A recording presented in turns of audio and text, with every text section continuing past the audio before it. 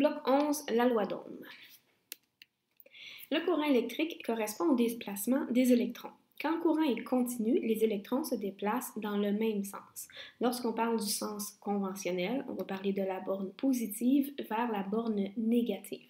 Le sens réel, c'est l'inverse, mais on va toujours parler du sens conventionnel. Quand le courant est alternatif, les électrons avancent et reculent dans un fil. Leur mouvement alterne. Je vais vous inviter à regarder l'animation en haut, donc où on voit le courant continu qui va avancer, et l'animation en bas où le courant est alternatif, avance et recule. Donc, c'est pour illustrer le courant.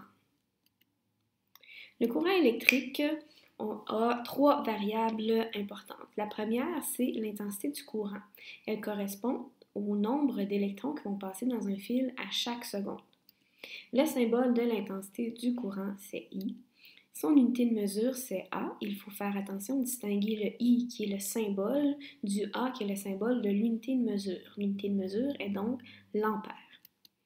On va mesurer les ampères sur un point d'un fil à l'aide d'un ampèremètre. Puisqu'on va compter les électrons qui passent à chaque seconde, on va brancher l'ampèremètre en série. La différence de potentiel, elle a des synonymes, donc la tension et le voltage veulent dire différence de potentiel. On va dire la DDP aussi parfois. Au ministère, on devrait utiliser le terme différence de potentiel. Elle correspond au potentiel de puissance pour effectuer un travail. Donc, si je veux allumer une ampoule, ça me prend de l'énergie et on va la calculer avec la différence de potentiel, qui est le potentiel d'effectuer le travail. Le symbole de la différence de potentiel est U. L'unité de mesure de la différence de potentiel est le volt, donc V. Et pour la mesurer, étant donné que c'est une différence entre deux points, entre le début et la fin, il faut prendre une mesure aux deux extrémités de ce qu'on veut mesurer. On va brancher le voltmètre en parallèle, donc aux extrémités de ce qu'on mesure. Une petite analogie ici, donc si on a un grand débit, donc beaucoup d'intensité de courant, mais une faible pression, c'est la même chose que si on avait un très gros tuyau, il y a beaucoup d'eau qui passe, mais il y a très peu de pression.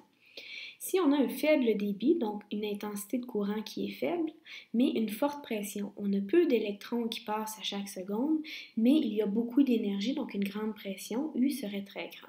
Lorsque U et I sont très fortes, un grand débit et une grande pression, on va avoir beaucoup d'eau qui va passer, beaucoup d'électrons, avec beaucoup d'énergie pour chacun de ces électrons.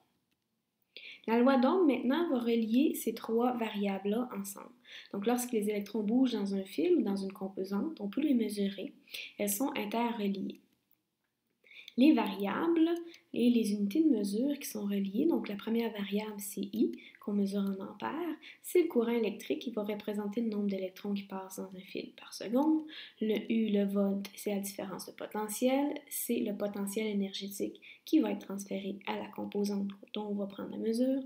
Et la résistance en ohm, le symbole oméga, elle représente la contrainte qui va empêcher les électrons de bien passer dans la composante. Plus R est grande, plus les électrons ont de la misère à passer dans la composante. Elles sont reliées par la formule U est égal à R fois I. Si on regarde les unités de mesure, ça veut dire que U, les volts, c'est égal à les ohms fois les ampères. Les différentes formules, lorsqu'on isole les variables, donc U est égal à RI, c'est la même chose que dire R est égal à U sur I ou I est égal à U sur R. Donc les unités de mesure vont se réorganiser également. Donc des ohms, c'est la même chose que des volts par ampère et des ampères, des volts par ohm. Si vous avez de la difficulté à isoler la variable, petit truc, si je veux isoler R par exemple, je dois le garder au niveau du numérateur en haut. Je vais donc enlever le I en le mettant en dénominateur en dessous du U. C'est comme diviser tout par I dans le fond. Alors R est égal à U sur I. Si je veux isoler le I, je fais la même chose. Je vais enlever le R en l'envoyant en dessous du U. Donc I est égal à U sur R. Il y en a qui utilisent aussi un petit triangle pour isoler la variable. Si vous avez des difficultés avec ça, il faut apprendre vos formules par cœur. Celle qui sera donnée à l'examen du ministère est U est égal à R fois I, qui est ici. Par exemple, si vous avez Catherine qui mesure un courant de 2 ampères dans une ampoule électrique dont la résistance est de 50 ohms, on vous demande quelle est la différence de potentiel de l'ampoule. Vous avez votre formule, U est égal à R fois I.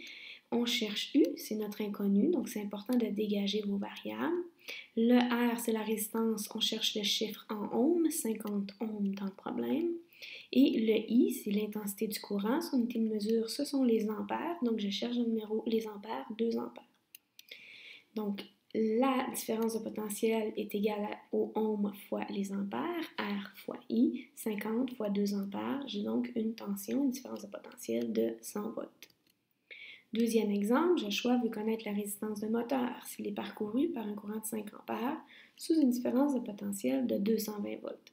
Toujours sortir la formule, j'ai isolé R qui est égal à U sur I. Donc R étant mon inconnu, U, ma différence de potentiel, c'est en volts, 220 volts. I, c'est mon intensité de courant, je cherche les ampères, 5 ampères. Les ohms, R va donc être égal au volt divisé par les ampères, 220 volts sur 5 ampères. Et R étant en ohms, je vais retrouver une résistance de 44 ohms.